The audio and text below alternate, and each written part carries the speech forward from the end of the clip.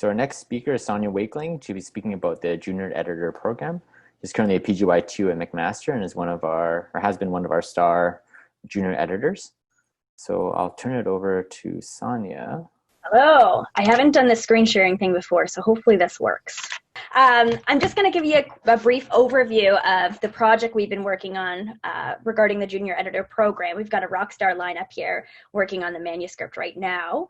Going to keep it short and sweet and then leave some time for questions hopefully at the end.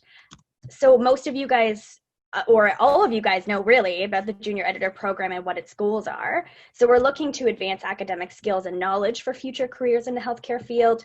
We're looking to use CanadiEM's virtual community of practice to actually provide editorial work and HR manpower and mentorship for these junior editors, and also working to increase the sustainability of the CanadiEM project and FOMED really in general by supporting and publishing online content. The current project that we are working on aimed to assess the impact and efficacy of the program while discovering ways for improvement.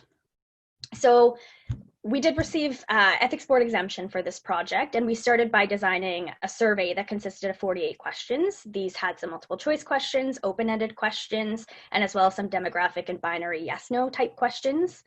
The survey was emailed out to all former and current junior editors at the time that we did collect the data back in 2018, and it was sent out on 4 occasions via email. All the responses were collected anonymously. Once we received all the data and had a sufficient amount of responses, we looked at the data and did some basic quantitative analysis as well as some qualitative thematic analysis, doing some coding to identify themes and sub-themes as well. And right now we're in the process of finishing up the manuscript to submit for publication consideration. But of course, future areas looking to assess the areas of improvement identified and implementing new initiatives will sort of be some of the things that come next. So at the top, right now there's I think 92 junior or former and current junior editors. So the number has grown significantly. At the time that we did do the study, we had 39 past and former and current junior editors, and we received a response rate of approximately 72%. The left graph shows what level of training the junior editors were at when they started the program, and most of them were at some point in medical school or junior residency, but there were a couple that were senior residents and one that was an advanced care paramedic as well. On the right side, it shows the breakdown of responsibilities, and you'll see that, of course, as expected, the most common responsibility reported was uploading and copy editing, because that's the core role of a junior editor.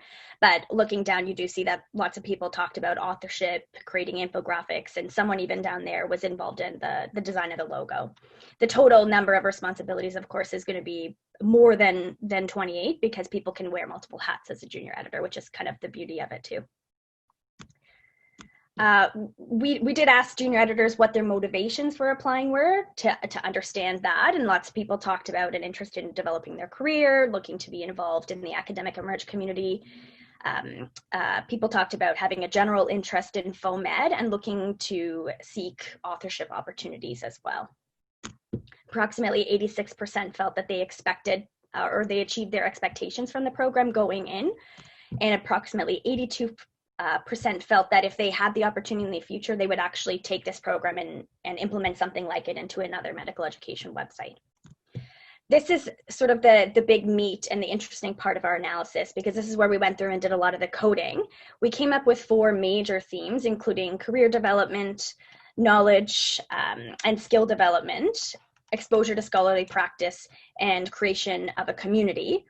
The first theme, the career development, yielded a lot of sub-themes that were not surprising, things like networking, leadership and education experiences, and lots of people talked about developing or strengthening their CARMS residency application as well. The second theme, knowledge and skills development, again, yielded some expected findings, I would say, learning how to use WordPress, learning how to design infographics, being involved in podcast creation, show note creation, and then a few people actually talked about understanding how the behind the scenes working of a blog is and how to run a successful blog. The third theme was exposure to scholarly practices, and this yielded a few more not surprising, I would say, but interesting and unexpected findings. So a few people talked about having more insight into the publishing and peer review process, despite not actually being involved with a formal journal. or the traditional way of scholarship. And lots of people talked about understanding FOMED, non-traditional methods. A few people even mentioned having a better understanding of how to critically appraise a journal article and being up to date more on clinical guidelines and emerge evidence and such. And the fourth theme that we identified was creation of a community. So there were very positive comments about teamwork, valuing the community, wanting to be involved in the future, and so on.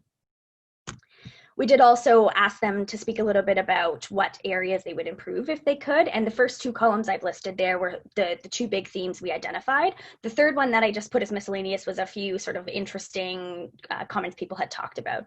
In the first category, overstaffing, a lot of the sub-themes fit together. So people talked about not having enough opportunities, having some difficulty getting involved, wanting more work. There was some frustration that was expressed about lack of direction in assigning roles. And I think a lot of that came from when you looked at their comments, you know, going to the Slack channel, seeing somebody asking, can I help? Can someone help post this? Can someone help post that? And someone beating them to that. And so them not being able to kind of keep up with that and get the opportunity that they were looking for. They were asking for more work. The second theme was a lack of support. And there were a couple that talked about wanting more formal check-ins, wanting some hand-holding. So but that was a far fewer number. And there was one person who, despite it being one, I think it's probably an important point to say, just actually said that they didn't feel supported to offer ideas, which was contrary to what everyone else actually did comment on. So it was definitely a different perspective there.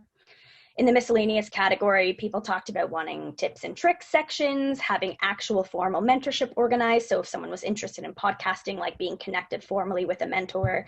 And there are a few people that actually wanted even more community involvement, so more team involvement, more socials and that sort of thing. So this got us thinking. I mean, like I said, we're writing the manuscript now, and so we've been doing some thinking about what the next steps are going to be, what's been driving these junior editors. And so some of the questions that came to mind are, how do we move forward? So now that we know what areas people want or would look to have improved, how do we move forward? How do we apply these things? What methods are we going to come up with? What are some of the internal motivators that actually exist in our junior editors that's driving their need to pursue more opportunity? So people who want to work more, people who want more opportunity, what's actually driving them? And how do we use the program to actually go past this point to build future generations of scholars, to promote diversity in editorial boards is another big question as well. So just some big sort of take-home messages. Overall positive experiences across all responsibilities, specifically people saying things like digital authorship skills development and being inspired about what new content to create, being engaged in research, valuing the mentorship and the networking opportunities that are part of the program. The two big areas to address for improvement were overstaffing and increasing the level of support in some ways.